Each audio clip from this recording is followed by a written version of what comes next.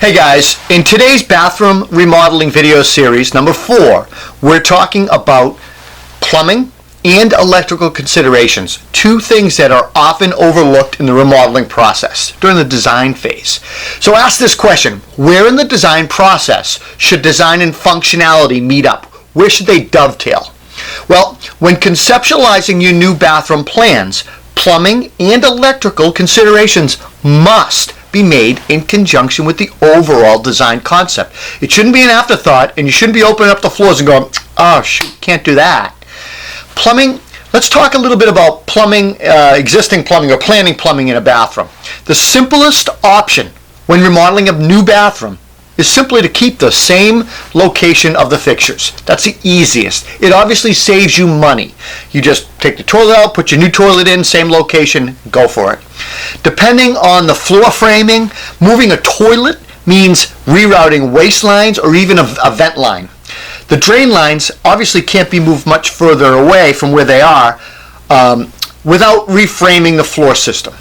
So if we're doing a new bathroom, we're doing new bathroom plumbing considerations, consider these ideas or these concepts when planning your bathroom. Check to ensure that your existing plumbing is vented properly.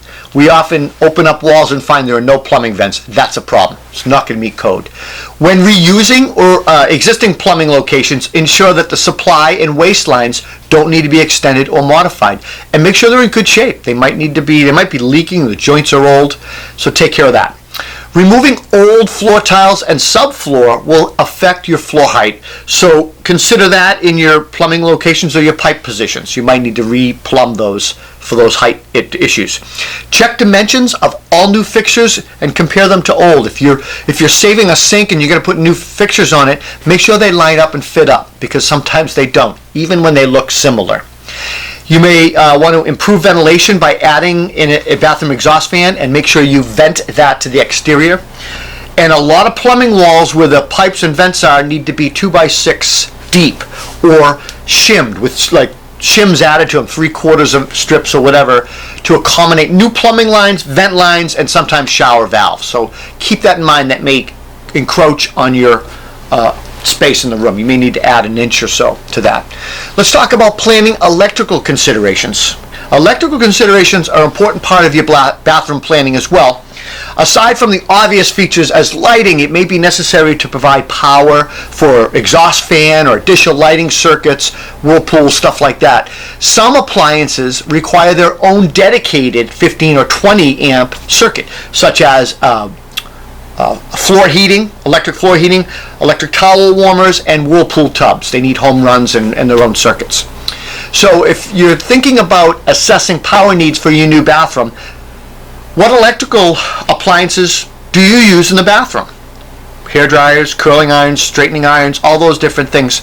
Clothes irons, I don't know. Think about that, and think about your outlet placement and the number of outlets you might need.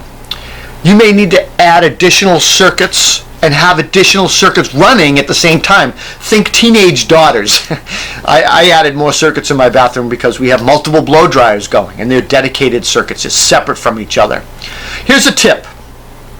Consider how and where you operate each cord-dependent appliance and place outlets accordingly to their point of use.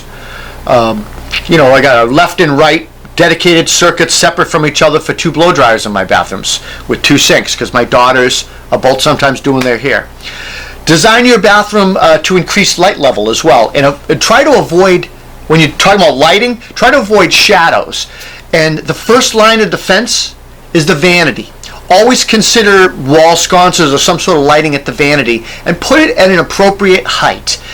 For instance, lights on either side of a mirror will reflect light towards your face.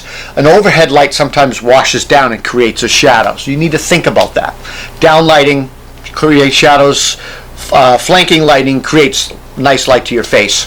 If you have different height individuals in your house, you may want to opt for long light bars, vertical light bars on either side of your mirrors, so that everybody gets that light at their face height. Shower lighting. Lighting in the shower is imperative. You should include at least one light rated for a wet location. Oftentimes we'll put a fan light combo in a shower. That works well. A lot of folks are using recessed lighting these days. Recessed lighting, especially on dimmers, makes great general lighting, as well as ambient lighting when you control the light volume with the dimmers. Dimmers are especially useful around the tub area where relaxation might be key or you're trying to kind of set a mood. Wall sconces in the bathroom, not just a vanity, can also create ambient or decorative lighting. Here's a tip. If you're going to put recessed lights above the sink, make sure they're on a separate switch from your sconces. Different switch so that, or your task lighting, I should say, so you can control that. Here's a couple of tips for you for thinking about outlets.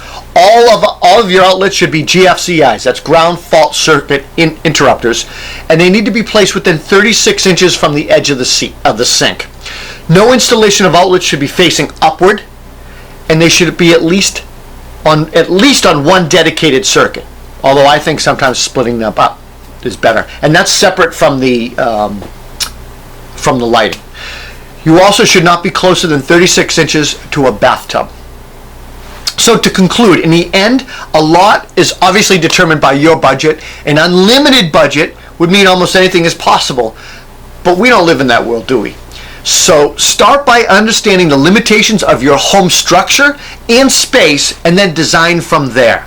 Conceptualizing your new master bathroom or your bathroom plans and considering plumbing and electrical considerations in the beginning really basically going to take your overall design project or concept and make it a flow and go a lot easier. Trust me on that one. I'm Rob Robillard. Please consider subscribing to our video channel and check out the full article of plumbing and electrical considerations on concordcarpenter.com. Our next video, number 5, will talk about insulation and ventilation for bathrooms. Take care.